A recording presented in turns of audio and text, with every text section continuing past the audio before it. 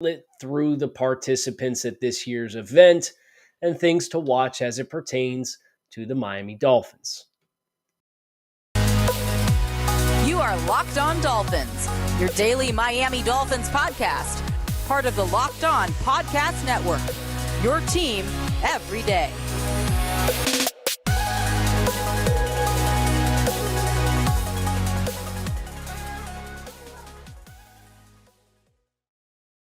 What's going on, Dolphins fans? Kyle Krabs of Locked On Dolphins, your team every day here on the Locked On Network. I want to thank you guys for making Locked On Dolphins your first Miami Dolphins listen of the day. Today is Friday, March 3rd, 2023, and we are underway with the on-field testing for the 2023 NFL Combine. Now, they made some changes to the schedule in consideration of television and accessibility and getting the quarterbacks on prime time on the weekend and all that stuff. But today is the day for us where we are just going to run through the gauntlet. I've got the alphabetical list of all the 300 and something combine invitations that have been sent out. I want to acknowledge some names that I think are players to watch this weekend as you are either catching up on what happened yesterday, watching today, or watching this weekend. Players and performances that I think are meaningful for the Miami Dolphins because they are players who are realistic options from a scheme fit perspective and a value perspective in the NFL draft. So that is the objective today. I'm going to go alphabetically through this list. So it has very little to do with position by position, has very little to do with second round guys first, is more, and I feel like the spontaneity of doing it alphabetically gives everybody a fair chance to kind of have their flowers and be recognized accordingly as potential fits for the Dolphins. So this is a very NFL draft focused and specific show in the heart of the NFL Combine, as the Dolphins are likely this week setting a lot of foundation for what this offseason is going to look like. So fittingly, next week on the show, we're doing the blueprint, which is my formal proposal of free agency, a mock draft, salary cap strategy and spending, any potential player trades, pretty much an all-encompassing to give you what I would like the 53-man roster to look like if I had the power to snap my fingers and do all of the things. I'm trying to do it in consideration of not just this year for the Dolphins, but several years through. The Dolphins are in this process in real life right now. They have a lot of scheduled free agents that they are probably going to strategize what kinds of offers they are going to send. They're going to be talking to other teams about players on their rosters, about players on the Dolphins roster, potential trades. Everybody kind of knows what their respective objectives are. I mean, you can look across the space in the NFL and see what teams have cap space and are ready to spend and what teams need to restructure and what teams need to get rid of contracts. This is a critical window for the Miami Dolphins and the rest of the NFL as it pertains to preparations for this offseason with this time in Indianapolis where everyone is congregated in one spot. We're going to congregate all of the participants in the event in one spot, and we're going to start with a running back. Israel Abanikanda, running back, Pittsburgh. Dude can zoom. This dude can absolutely fly. If you're looking for a mid-round, potentially third, fourth-round selection, and I understand the Dolphins don't have a fourth-round pick right now, but I'll talk about these players in valuation windows. And just know that the Dolphins can move up or down the board at will. But Israel Abanikanda is lightning at a bottle. I see a lot of the home run hitting ability that Raheem Mostert in his prime had. I see in Israel Abanikanda. And for me, Abanikanda is someone who is slept on. He's under the radar, but the production that he had at Pittsburgh is undeniable, and the open field speed that he had is undeniable. And if the Dolphins get through like the Bijan Robinson, Jahmyr Gibbs, Zach Charbonnet stratosphere of running backs, and they don't get one, Abanikanda is at the top of my list. Even more so than Devin Achane, who is another name on this list. Just because Devin Achane, he's got a track background, he can absolutely fly as well. And I think my concern with Devin Achane is he is a certain stratosphere of build of running back that just does not have a historical recipe for success at the NFL level. Achane is 5'9", 180 pounds as an NFL running back, and we'll see what he weighs in at this week. But there's not a lot of players you look through the history of the NFL and the NFL draft and the pre-draft process and guys that go on to the league that check in that stratosphere, that play the running back position, that have success as a running back. And because of that, despite the fact that I think the speed would be amazing and Achane has good vision and rushing instincts, I don't love the recipe of a player of that stature being a player who's injected into a big-time role within this Dolphins offense.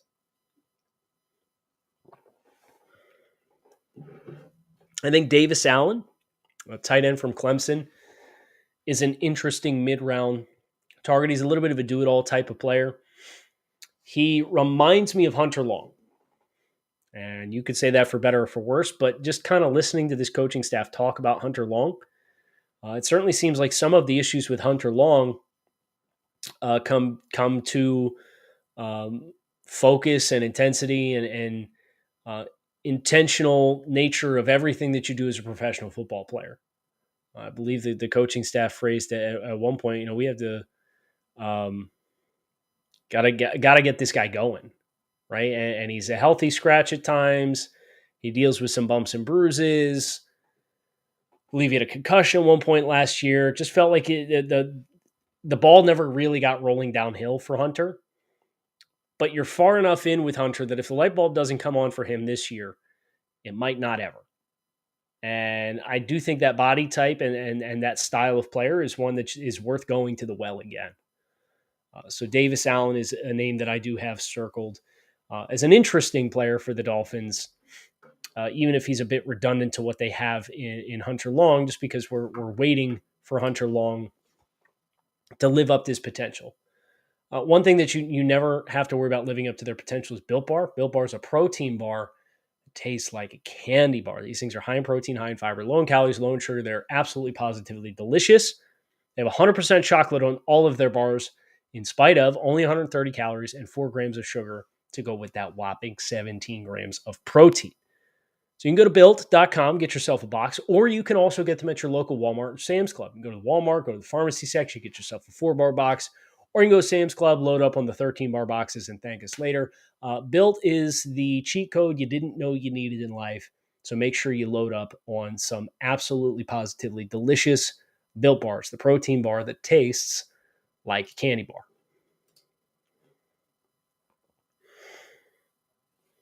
Developmental quarterback Tyson Bagent. I know we mentioned him at the Senior Bowl. Interesting player. I think the ceiling is certainly higher than Skylar Thompson, but I do think Skylar Thompson, being a 7th-round pick who was with the team last year and log starts, I just don't know that that's going to make sense for Miami. If they need a corner, if they need an outside corner, Deonte Banks from Maryland is a very interesting player. He's got some first-round buzz, but it's a deep corner class. So I would not be surprised to see Deonte Banks end up lingering. He can run. He's tall. He's one of these 6'2 corners. So he's a little high-hipped, but he certainly has the coverage skills, and he plasters routes really well. So he's a player at 51 who I would consider to be a strong candidate if the Dolphins address other needs in free agency and ultimately leave the cornerback position as an unaddressed position going into the NFL draft. Scrolling through Keanu Benton. Oh, this is a really nice stretch. Keanu Benton and Matthew Bergeron back-to-back alphabetically. Benton, big standout from the Senior Bowl. Bergeron, standout from the Senior Bowl. Matthew Bergeron, some people think he's a guard. Some people think he's a tackle. All I know is he's 6'5", 320. He's got smooth feet, and he killed it at the Senior Bowl. I know Jim Nagy, the executive director of the Senior Bowl, long considered him one of the top tackles in the class. But here's the thing. You could very easily live in a world where some people put him in the stratosphere of being an interior offensive lineman. Okay, so that removes those teams probably from drafting him in the first round. Then you go offensive tackle. You've got Peter Skoronski, Northwestern. You've got Broderick Jones, Georgia. You've got Paris Johnson Jr., Ohio State. You've got DeJuan Jones, Ohio State. You've got Anton Harrison, Oklahoma. Then on the interior, you got John Michael Schmitz, Minnesota. You got Osiris Torrance from Florida. Is there a realistic world where Matthew Bergeron is your 8th, 9th, or 10th offensive lineman? Yes. And if that's the case, it would put the Dolphins in the stratosphere. Maybe not to get him at 51. But you could go up and get this player. I mean, Darnell Wright from Tennessee is in this discussion as well as an early second round type of offensive tackle who might be a guard. I'd take Bergeron 10 times out of 10 before I draft Darnell Wright. But that might be a player because of the ambiguity of his positional classification that might find himself there in the early 40s. And if a player like that's there in the early 40s, I would advocate for this team to go up and get him if they feel they need a starter. Can't be afraid of the Liam Eichenberg thing happening again. You know what? You got Robert Hunt at 39. So you are more than capable of drafting a good offensive lineman in the second round. Keanu Benton, a little bit more of a nose. Played on the nose for Jim Leonard's Wisconsin Badgers defense. Really, really pleasant athleticism. I think he leverages better than Raekwon Davis does. I think he's a little bit more of a natural and nimble athlete and pass rusher than Raekwon Davis is. I think Raekwon's more of a true raw power nose. But this defense isn't going to thrive in that setting with consistency anymore. It's not going to have the gap control, two gap. It's a little bit more of a hybrid front. As far as you're going to have your gap, but you need to be able to fall back a gap if they cut back against the grain. So Benton is probably, I have a feeling the Cleveland Browns are going to absolutely love him. If he gets past the Browns in the 40s, that's a candidate to be drafted in the second round. I don't think he'd get to you in the third round. Brian Branch is a dream come true. For the Dolphins, you think about the versatility in Javon Holland and pairing it with Brian Branch, probably going to be a top 20 pick. But then again, you watch players like Javon Holland fall out of the first round and Antoine Winfield Jr. fall out of the first round and Budda Baker fall out of the first round. Kind of these hybrid, smaller safety types. They get out of the first round with a fair amount of consistency. Brian Branch, for my money, is one of the 10 best players in this class. But positional versatility and his stature are things that do work against him. If he gets into the mid-30s, man, Miami go up and get that dude too. That dude would probably give you a greater impact on your defense than any two draft picks that you would get at 51 and at 78 combined. Julius Brents, corner Kansas State. I put him in the same kind of bucket as Deonte Banks. I think Brents probably has a little bit better chance of actually being there at 51. Would not be mad with that pick at all. I would not be mad if that's the pick over Deonte Banks. I love Julius Brents as a player. I love his attitude. I think he's got a great demeanor about him, a lot of confidence. That's a player that I would really be excited to see add to the Dolphins' defensive backfield. Sidney Brown, if you've listened to Senior Bowl coverage, it should not be a surprise to hear Sidney Brown's name invoked as well. He's Brandon Jones with more coverage ability. He's Brandon Jones with man coverage ability. How's that? I think that probably paints a nice picture of who Sidney Brown is as a safety from Illinois. That's another, again, you could get him in the second round. I would not be mad one bit. If he's there in the third round, you're lucky. You should run the card in. But that's kind of the sweet spot of this draft in general. Don't think it's a coincidence that you're hearing a lot of names that are ideal second, might be there in third round picks when it's all said and done. A developmental offensive lineman that I have my eye on is McClendon Curtis from Tennessee Chattanooga. He's a guard, but he's somebody who I got to spend a little bit of time with on Friday at the Senior Bowl. We tagged along and did some of the player charity work and ended up at the stadium there where the guys would take turns phoning in and talking with sick kids at the Children's Hospital. And while you were not on the Zoom call, this group of guys was in one of the rooms at the stadium is kind of like a common area, and we were there to observe the charity opportunities that the players had at the Senior Bowl and got to talk with McLennan. And really funny guy. He's got a great energy about him. He had a great energy about him at practice. The moment wasn't too big for him. They tried him at tackle one point, didn't go too well. But he is an NFL build for sure. And I think he can certainly have the movement skills. McLennan Curtis is a day 3 developmental offensive interior offensive lineman, is a name that I have my eye on, and would love to see the Dolphins get a chance to get a crack at it if they find the picks make sense. Let's see here. Continuing to scroll our way through. Payne Durham, another Senior Bowl guy. Holy cow, this guy had a great week. He blocks. You don't have to worry about Payne Durham not blocking. I think that's the first thing that gets established very, very quickly. He's not a 280-pound tight end or anything like that, but he is reliable with his hand in the dirt. He's an inline player. He had some nice wins showcasing ball skills. I think the Senior Bowl afforded him an opportunity to showcase some of the things he wasn't asked to do too often at Purdue.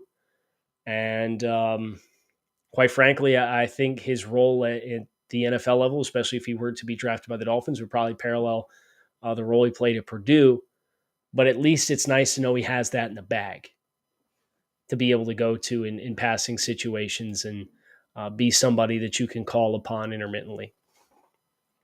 Jahmyr Gibbs, running back, Alabama. Dude can fly like 1,500 yards from scrimmage. Super explosive. Former player at Georgia Tech, transferred to Alabama. I would probably say Israel Abanikanda is still probably a more direct comparison to Raheem Mostert, but Jahmyr Gibbs is a better offensive weapon. Like significant upside in the passing game. That's a player that the Dolphins, I promise you, would have a lot of fun having Gibbs on the field with Tyreek Hill and Jalen Waddle, and how those guys can line up in the backfield or take jet motion, and how Gibbs can line up in the backfield, but he can also line up in the slot. A lot of personnel nightmare opportunities for Jahmyr Gibbs. I do think it's a little bit of a stretch that he's there at 51, but if he is there at 51, you'd have a hard time seeing me get upset about that being the potential selection if they were to make that pick. Dion Henley, Washington State, former wide receiver turned safety, turned linebacker, formerly played at Nevada, transferred to Washington State. The former safety in him, and obviously the former receiver, the ball skills show up. Modern day linebacker build, I think the thing that comes to my mind first with Dion Henley. This is somebody who can play in space. He's comfortable in space. He played in a 3-3-5 stack at Washington State. So a lot of reps that's just flooding gaps, right? I'm not sure how that translates immediately to playing on running downs or playing on early downs at the NFL level, but it is something that I have a fair amount of confidence would have value for the Dolphins when you think about some of the teams that they have to play, some of the hardship that they've had in negating tight ends and running backs in the middle of the field. He's someone who certainly changes the way that you space the back seven. Another name that I'll shout out here, who I haven't heard get a lot of buzz yet, is Brandon Hill, safety from Pittsburgh. You want to go zone match, and you want to go quarter, half, and you want to go two high safety shells, and you want to change the picture post-snap and stem. This is a guy. This is a guy that can do that for you. And apparently his GPS timing is really, really good. Apparently he can scoot. But he's somebody who ball production doesn't necessarily pop to you, and it's the one thing that you wish maybe you had more of and would probably have him be a more buzzy name. But Brandon Hill's a super smart player. I think that's the thing that stands out the most about watching the Pittsburgh defense is he's a very instinctual player, and I think he's someone who could be a third-round pick in the same way that Jordan Whitehead was with the Bucs before going to the Jets and signing in for agency and paying like 1,000 snaps last year. Hill's not the same striker that Whitehead is. Whitehead's a little bit of a heavier hitter, but I think Hill's probably a little cleaner in coverage. And Whitehead went in the third round. So that kind of paints the picture. I'd be remiss to not mention Mohamed Ibrahim, probably a late round draft selection. It's going to run probably mid 4.6s. It's because the injuries and lower body injuries have taken their toll on him as a player. But don't get that mistaken. I mean, the dude can tote the rock. He's been an absolute bell cow for Minnesota for a really long time, kind of an ageless wonder for them. Another running back, Roschon Johnson, former quarterback with the Texas Longhorns. Good in pass protection. I think the consistency in making keys, both as a ball carrier and in protection, is something that needs more work, but you're a little sympathetic to the fact that this guy was a quarterback first, and that there's some growth and upside there. Roschon Johnson is another day 3 candidate that I think the Dolphins should have on their radar to be a bigger back type. The concern is just what the home run hitting ceiling looks like for him and what the ceiling is for him as a player. Cam Jones, linebacker, Indiana, really liked what he did at the Senior Bowl as well, in the same vein as Dion Henley. I think he's built the same kind of way. A little bit more traditional linebacker production. He had a really good start to this year. He played like 4.5 games, got hurt with a foot injury, missed the rest of the year. But Cam Jones is somebody who certainly has the range, and I think his instincts took a big step forward. That was the concern with him early on, as his career matured at Indiana, he moved closer and closer and closer into play stack backer. I don't know how well he would handle being in 6-man box counts with consistency. So that's kind of the forecast. But this is probably an early day 3 type of player who can run and can play passing downs. And because of that, your ears perk up. You're pretty excited about what that could potentially look like as well. The gauntlet's going to continue here. We're through the J's. So alphabetically, it's 300-something names. So there's no shortage of candidates here. We'll go turbo round and make sure that we get all the names that I think are most immediately ones that I connect to the Dolphins. Corner, Caillou Blue Kelly. Put him in the Deontay Banks. Put him in the Julius Brents, that bucket, 51. If he's there, you need a corner. It's going to be hard to turn down. Couple of tight ends, Dalton Kincaid, Tucker Kraft, and Zach Kuntz. Kincaid at Utah might have a medical thing that allows him to dip a little bit. The concern is he is more of a receiving type than he is an inline and a blocker type. Does that really help the Dolphins in the way that they need it? Tucker Kraft, I think, is a little bit more of a well-rounded but less high-ceiling receiver, although he did have a really, really good 2021. He missed some time with injuries this year. Came back for South Dakota State down the stretch. And then Zach Kuntz is a really interesting one because he went to Old Dominion, but he originally started at Penn State and like really well-renowned athlete with prototypical build and just ended up bumping to Old Dominion for playing time purposes. So Kuntz is somebody who on day 3 I think might end up being a sleeper.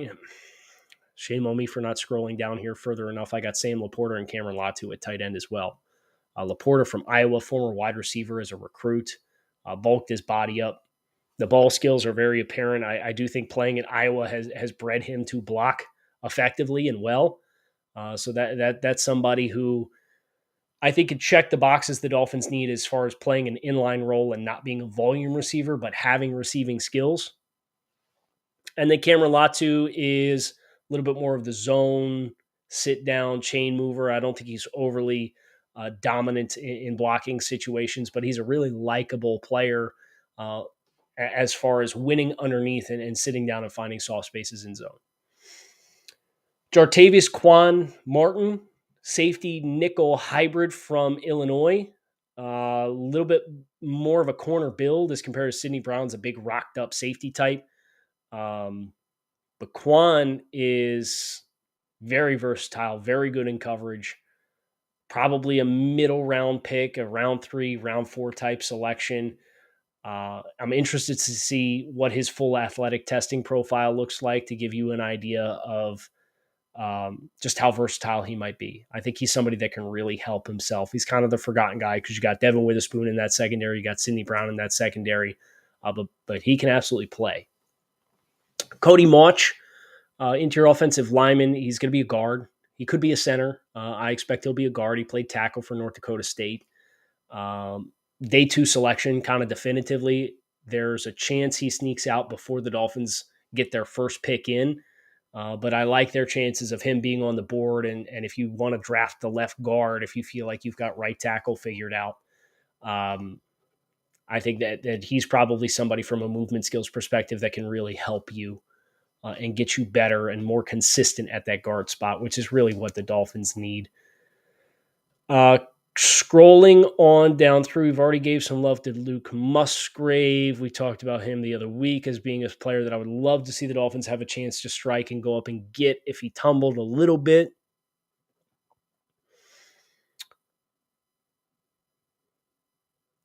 Jaden Reed, I'll acknowledge wide receiver Michigan State for special teams, especially if the team does move on from Cedric Wilson, right? Because you'll have Tyreek Hill and Jalen Waddle. You'll have Eric Ezukama. You'll have a chance to bring back Trent Sherfield. You have a chance to bring back River Craycraft. You got Braylon Sanders under contract. How about somebody with some return upside? And Jaden Reed's got that. I think Jaden Reed's probably just outside the top 100. So he's another player like in that 4th round bucket. But if you can get your hands on Jaden Reed, I think he could really help your return game and be like the wide receiver 5, whose role is almost like what Jakeem Grant's was when Jakeem was here. Wide receiver 4, wide receiver 5, can win vertically down the field, but really gives you value on special teams and in the kicking game. Jamie Robinson, safety, Florida State. I know we mentioned him at the Senior Bowl as well. He's somebody who is in the same light as Sidney Brown, really versatile. I don't think he's as quick twitch as Sidney Brown. I don't quite think he's as instinctual as Sidney Brown, but he is somebody who brings a lot of the same overlap. Drew Sanders is an interesting player, former edge rusher off from Alabama, transferred to Arkansas, transitioned to play stack backer. His third down skill set is really what moves the needle because of his background as a pass rusher, and he can be a pressure player. He's built like Leighton Vander Esch. He's not as big as Leighton Vander Esch, but he's built like Leighton Vander Esch. The question is instincts on early downs and playing stack backer. I don't have a good answer, but you can see the appeal. If a team wants to draft him and have him serve a very specific role early on and grow into a bigger role, I think Drew Sanders is somebody who the sales pitch is quite simple.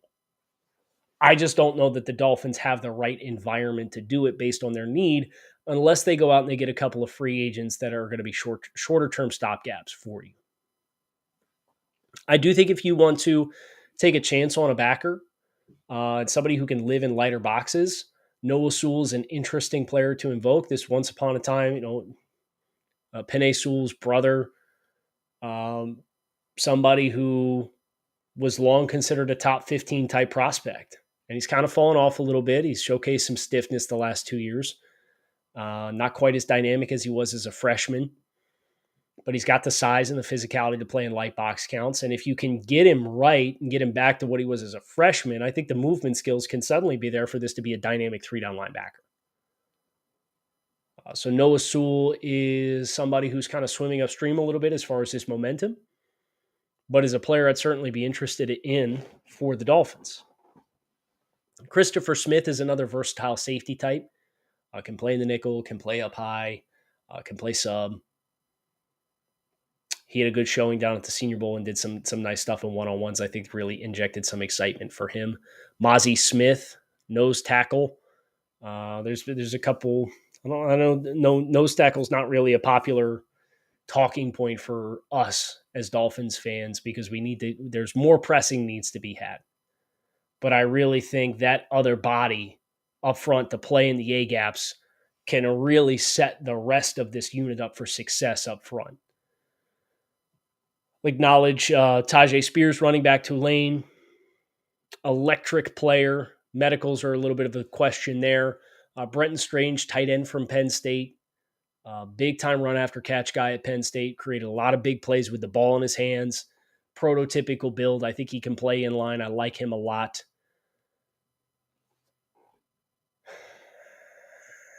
Developmental quarterback type, Dorian Thompson-Robinson, UCLA. I had a chance to meet him over the summer. Really impressive young man. Would love to have him get a chance to compete. I think there's a compelling case to be made for him versus Skylar Thompson. But I don't think the Dolphins are probably in a position to draft Dorian Thompson-Robinson. Joe Tippmann, center/guard from Wisconsin. Very pro-ready player. Wisconsin's kind of got this established lineage of offensive linemen, their pipeline in the factory and all that. And I think Tippmann's a pretty high floor player. I think you could draft him and expect he's going to be a starter for you right off the jump. You'd have a hard time convincing me there's a better match for the Dolphins from a linebacker in the draft perspective than Henry To'oTo'o. He's not the biggest. He's not the strongest. He's not the fastest. But he played at Alabama, where they do a lot of rip, Liz, stump, stubby, zone, match, defense principles that this Vic Fangio defense is going to call upon. And To'oTo'o has been a productive player. I think the football IQ is where it needs to be. Trey Tucker, wide receiver, Cincinnati, is another one of those special teams-esque type additions that I think would be an intriguing option for the Dolphins. If you want the Devin Achane experience, but you wanted at a discount, Deuce Vaughn from Kansas State, running back. He's got the zoomies, super quick in short spaces, just a small player, but a fun player. I would rather draft Deuce Vaughn at the end of the draft than draft Devin Achane in the third round. Andrew Voorhees, guard, USC, former big-time recruit, used to play tackle, kicked him inside to guard, really helped him kind of find his stride as a player. Interested to see what his athletic statistic looked like, especially his agilities. Darnell Washington, tight end at Georgia.